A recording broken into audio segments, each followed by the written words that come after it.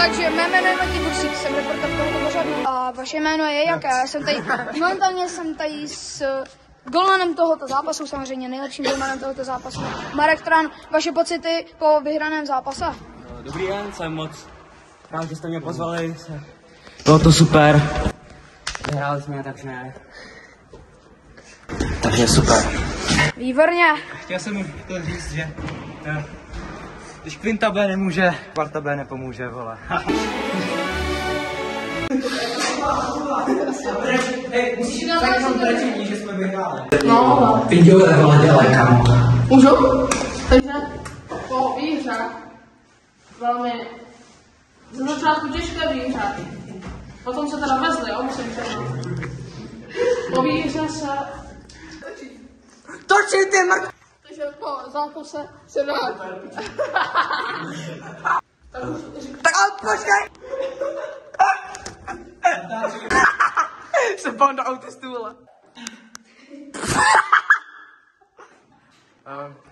Takže teď se momentálně nacházíme s kapitány dvou line v tomto zápase, který jsme...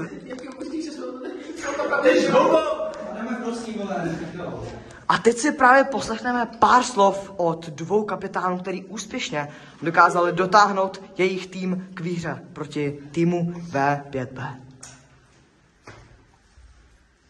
Takže, kde začít? Bylo to velmi, protože jsem tolik nemocí, že nevím, kde začít. Ale začal bych začátkem. Ten byl velmi těžký. Co? Začal bych začátkem. Ale vole, to si jako kdybys vyprávěl, vole, Harpagon, vole. Harpagon, kam běže, kam neběže. Jak se stojí u kamery? No. Ale už to mám minutu do píči.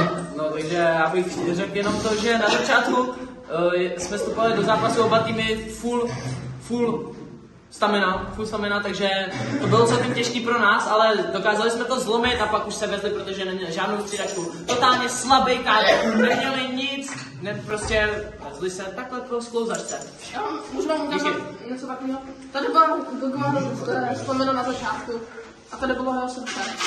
Tady byla na konci zápasu.